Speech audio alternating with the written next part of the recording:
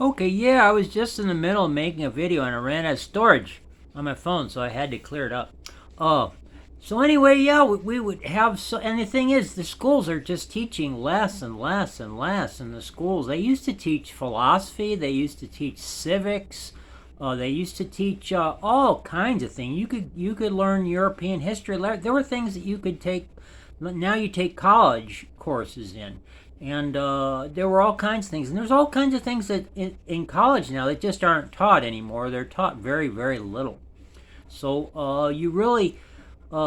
it's really hard to find out what's going on. It's really hard to find out. And of course, now I get the one thing I wanted to talk about today was uh, why is it that how is it that the media can have so much control over people? Why is it that people believe it? Why is it people believe what the media tells them? And they're obviously not telling the truth. Why is it? Well, I think you young people know very well. For instance, now I want to tell you before I go on. If you disagree, if you go to public school or even whatever school you go to, you've got a teacher and the teacher is teaching something. It's the teacher's class, and they're the authority in the class, and you shouldn't argue with the teacher, even if the teacher is uh, lying. You should, but because and now, but what happens? What I think many times, like uh, children, like you'll be in a class and you'll be teaching something, and the teacher will say, all white. I mean, especially when you're really young, the teacher might be saying, well, white people are liars and they're born to hate black people or whatever, something like that. And a lot of people, whether you're black or white, especially if you're young and you're a kid, you might think, well, that sounds like a racist remark.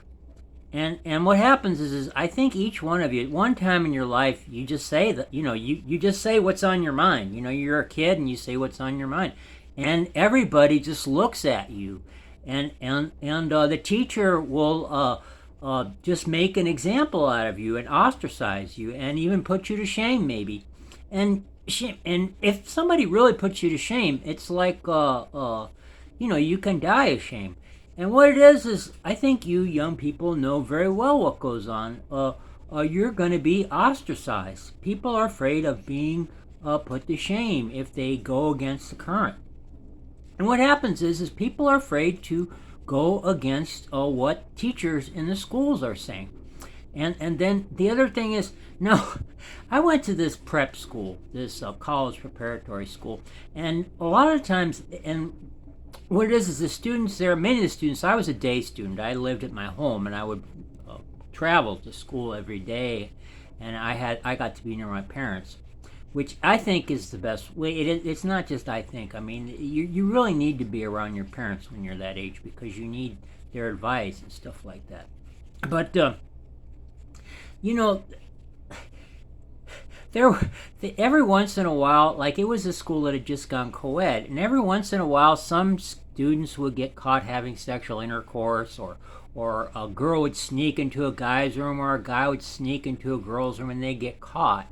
And that a lot of times what the teachers, like, they'd have to go talk to the headmaster. He was like the principal, and he would tell them, a lot of times he would just talk to him. I had this one girl that I knew that something like that happened to her, and she said that what happened was, the headmaster said, just think about what would happen. How would you feel if you had sexual intercourse with a guy just one time, and you got pregnant? And she said that, it had an effect upon her. Like, so, like you need your parents to tell you things, and it's not, and I would tell you, it's lonely at the top. My dad would always, he would have these arguments, well, I mean, these discussions with my eldest sister, and he would say things like, well, you can't do that. You can't do that. You just can't do that. And here's what's going to happen if you do. And he would just keep. They would have the same discussions over and over and over again. And my dad would, and my sister, one thing she said constantly over and over again, she would say, well, everyone else is doing it. And my dad would always say over and over again. I heard him say this so many times. He would say, "Well, if everybody's jumping off a cliff, are you going to do that too?"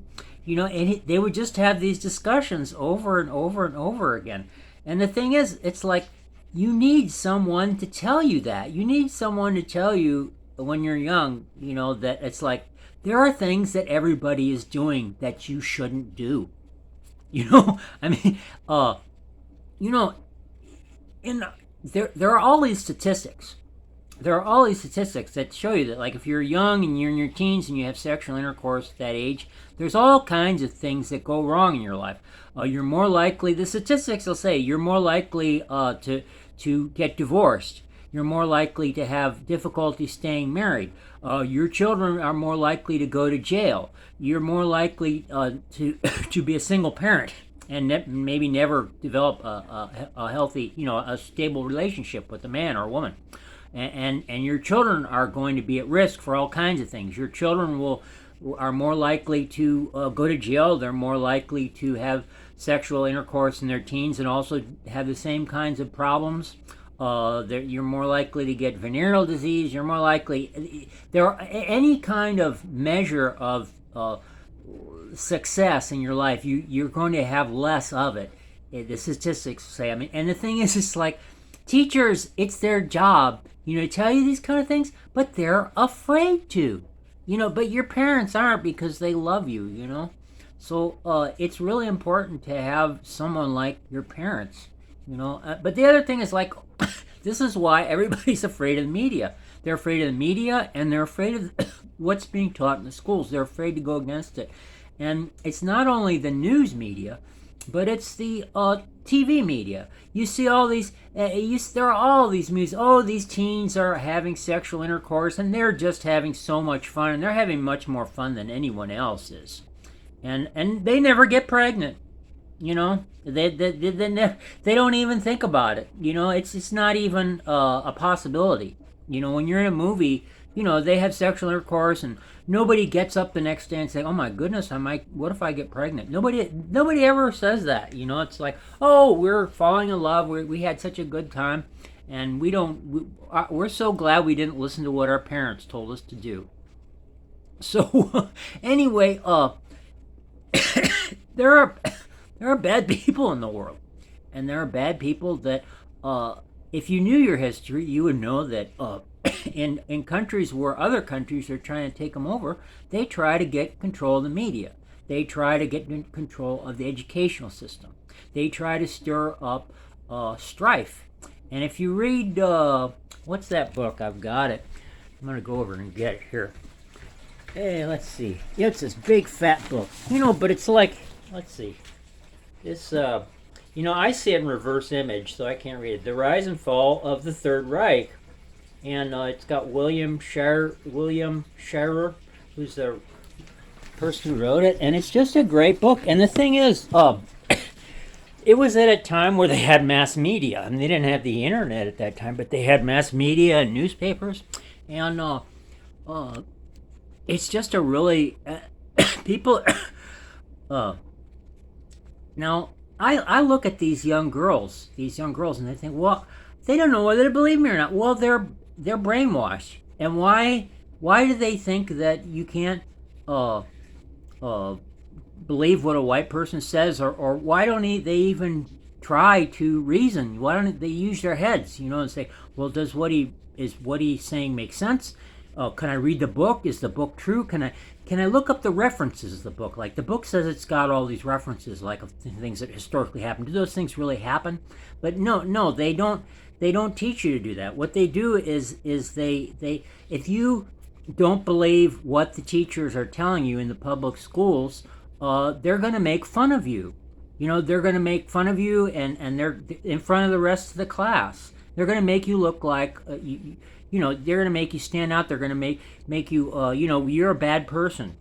And it's like, and what happens is they have this it's all, these people are they've done, this has happened throughout history, And then what it is the parents are afraid to. And the other thing is, another thing what they do is they undermine the sexual purity of the youth. They know that if the youth can't make family bonds, this is true in any society.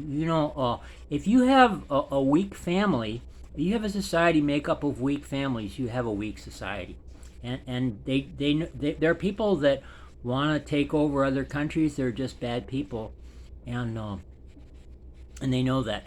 Anyway, I want to talk a little. I have a little bit to talk about a bunch of things. I think there's a lot of Asian people that like me. And why do they like me? Like, for instance, this young woman that got on the train with me, she wanted to interview me. She wanted to see what I was really like, and she worked really hard to get there. And her mother was like this person that tells you, don't try to work with the government. The governments are always corrupt. And the thing is, what was I gonna say? These people, most of these Asian people in this country, they're from that part of the world. And China, they just, for instance, like they go into Tibet, and it's just this really peaceful country ruled by the Dalai Lama. And he's just this really peaceful monk, and they seem to be doing really well. They're very peaceful people, and they have a nice culture, and they're considerate of each other, and they're very peaceful people. Anyway, I saw this film, and I wish I could find it. It was of these police, these Chinese that came in, and the monks were the people. They're sort of the government there, and these police were like, they had these, the policemen, they have these long sticks that they beat people with, and they're made of this special wood that's very dense and very heavy, and they were beating them. And these guys, these Chinese policemen, they had extra long ones, and there were these and the thing is, these monks were just, what they were going to do is they were going to show, demonstrate to these police that they weren't a threat to them, and they decided, they had made up their minds that they weren't going to fight back. So what happened was, these police, there were 3 of them, and there were 2 of these monks, and they were just sitting in the lotus position, praying or meditating or whatever, and they just, they were just wailing on them. Just hitting them repetitive. I would think, just if you get hit just once with one of these things on the head, it's gonna crack open your skull and you're gonna be unconscious. But they were hitting these guys, I don't know, for maybe 30 seconds, and just repetitively, 3 of these guys. And what it is the Chinese leaders, they love this. If they can get people to just be vicious against innocent people, people that are absolutely no threat, and just to do stuff like that, they feel that they can stay in power. They feel that this is strength. And that's why they moved into Tibet. Just that Tibet was never any threat, and Tibet doesn't have. There's nothing really great about Tibet. It's this mostly mountainous country without any really terrific resources. It certainly isn't an economic powerhouse. There aren't any factories there for the Chinese to capture, But there are people that are like that, and there are really bad people in the world. I was talking the other day about, King Herod. He was this person he was a baby killer. And the baby might grow up and threaten my regime. Oh brother, it's just. But anyway, this is why I started out. I wanted to talk about, why are people afraid? Now the thing is, people don't believe what the press is saying. People don't believe it. They're afraid of them. and they feel they don't want to stand out. Look at what they've done to my family. My family, when I first started trying to get in contact with my family, my family members, I hope you won't give them a hard time for this. Well, they were just like the church. They thought, oh well, Robert probably did something wrong, but what happened was, as things went on and I managed to get things publicized and stuff like that, my family started to realize that hey, I wasn't doing anything wrong, and they decided they had to like make war on my family if they said anything nice about me, and they had to say things about my, I don't know what they did to people in the church, but they, like my old bishops and stuff like that. But uh, uh, they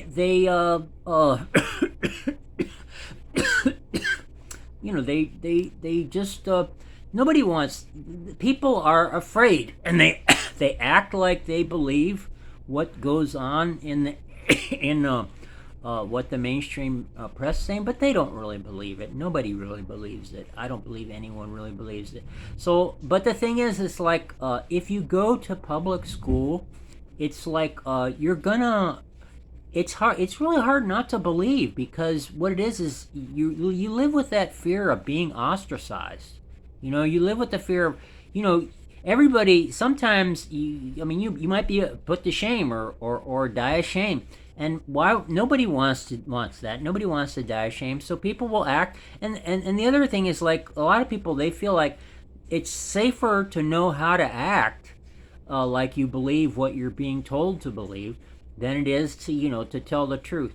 And I guess what I'm trying to say is, if you can't get out of the public school system, you young people who are who can think for yourself. See, the thing is, when I was a kid, they had this film strip that I used to go to in the library. It was about lemmings, and I wish you could probably find some of these things on YouTube. But what these lemmings do is they live on these cliffs, and what happens is that they all congregate there, and eventually what happens is they all just start running off the cliff, and I think it's into the ocean, and what ends up happening is that the fish or whatever down there probably just have a feast, and of course most of them probably die from the fall, and there'll be a time when people will just be, and a lot of times that's like now, I mean, people believe if you believe our enemies would just love that. They want us to fight amongst ourselves, and there are people that they're very proud. They think that they're these great educators, and they're these, and the people in the media, they think that they're changing the world to make it a better place, and they have all this pride, and they have this self-image that they're this wonderful person, and they're just ruining everything for everybody, and they can't admit it, and they can't let go of it. They're just going to keep doing it. So, but there's going to come a time when people are going to want to know what to do, and they're not going to listen to these people anymore. They're going to want somebody to lead them and tell them what needs to be done. And that will be you. That will be you. The kids who just don't want, and I would get out of the public school system. I mean, if you can at all, get out. Nobody wants to live in fear, and you live in fear when you're in the public school system, and they want you to be afraid. I mean, that's why they ostracize you. They're afraid of young people that challenge the ideas that they're putting forth. And if you read somebody like Thomas Sowell, the ideas they're saying don't make any sense. Now, I want to say a little something about Thomas Sowell. I think Thomas Sowell, he's saying things like, why is he paying so much attention to me? Why doesn't he pay attention to Milton Friedman or many of these other great economists? And, well, I've read Thomas Sowell, and a lot of times I'm talking about what Thomas Sowell has said, and I know, and I'm hoping, see, he can really put him. I'm not as smart as Thomas Sowell, for heaven's sakes. I think Thomas Sowell thinks I'm really smart, and I can explain things as well as he can. When I say Thomas Sowell says this or Thomas Sowell says that, I'm hoping that somebody will go to him, or in the alternative press or somebody, and say, is that true, what he said? And he might explain it over again and say, yeah, this is how it works. And I'm not trying to say Thomas Sowell is the only great economist or anything like that. I mean, he learned from great economists, and and he reads good books. He knows how to find. He reads great books. I mean, he's got an enormous library, and he does research on things, and he also knows how to find. He gives credit where credit's due. He said one time he said something about he has these really great research assistants. I mean, he tries to if he tries to find out some fact, he'll put these young people to work and get them to find out. Anyway, I. God bless you kids, God bless our youth, and God bless you for trying to know what's going on. Don't argue with your teacher if you're in the public schools, and you're more likely to be able, even if you go to the public school, you're more likely to be able to see the truth if you don't argue with your teacher, because your teacher's going to put you to shame and or ostracize you, and then you'll have trouble, knowing what the truth is. So you might want to pretend, if you're stuck in the public school, you might want to pretend like you go along with everything. You're going to be more likely to know the truth if you don't argue with your teacher. But I would say get out of the public school if you can. And there's lots of, if you just investigate, homeschooling around your area, you'll be able to find there's all kinds of homeschool, and there's all kinds of homeschool groups that you can go that will take you in if you ask them, if you're nice to them, and you be good. And the other thing is, for heaven's sake, when I went to public school, there was so much bullying. Oh, it was horrible. It was horrible. I mean, and I can't imagine what it's like today. They say it's worse than it ever was. It was absolutely horrible. They would put, and it's all because they're understaffed. And if there were these kids, there were these bullies, and they were always in the boys' room. It's like you were afraid to go to the bathroom, and I'm sure it's the same way. And it's like all of them together. It's like. And the teachers will, whatever class they've been in, the teachers will let them go to the bathroom, and then they go to the bathroom and they'd stay for like 15 minutes or whatever, for a really long time, and they'd all meet there and they'd just terrorize whoever would come in, it's, and the other thing is, like, then there'd be a recess period where there would be absolutely no adult supervision, and the kids would just there'll be all kinds of violence. Kids would push each other around and start fights, and there'd be no one to stop them. And this was when I was a kid, and this was in a school that wasn't one of those. Let's see, I think we had 800 kids or something in my junior high school, and all the surrounding schools these days, they're like 3,000. You've got like 3,000 kids, so it's even harder to keep an eye on a kid. And the other thing, what they do is. Like teachers, they say, well, we'll fix things. What we need to do is we need to get more people on the salary. And what they do is they get more supervisors. But they don't. They never do anything like get teachers to man the bathrooms and keep the kids from bullying the kids in the bathroom. They never do that. And they never put the kids in the teachers in the recess area to keep the kids from picking on each other. So what it is they get more administrators. And all they do is try to tell everybody, all the other teachers, what to do, and they don't keep the kids from. The kids should be safe. The kids' safety should be the most important thing, and it isn't. And when I got into my prep school, there was some bullying and stuff, but there's so little bullying. Compared, the kids were like like if a kid was bullying another kid, a lot of the times the teacher would just go up and talk to them. They would settle. They would stop a lot of fights that way. You can't settle your differences this way, or it's just not nice to push this boy around. And they would do other things, like they'd say, hey, if this boy continues to bother you like this, you let me know, okay? And that. There wasn't bullying like there was in my school. And of course, in our school, we all knew our parents were paying money so we could go to school there. So we took things a lot more seriously. We didn't, there wasn't that much fighting anymore, which I really liked. I mean, I was sort of a loner at that age, and the bullies, I didn't have any friends to defend me or anything. So, that was that was especially difficult for me in public school, but nobody should have to live with that. Anyway, Wow, I've been talking 24 minutes. But anyway, I would say get out of the public schools if you can.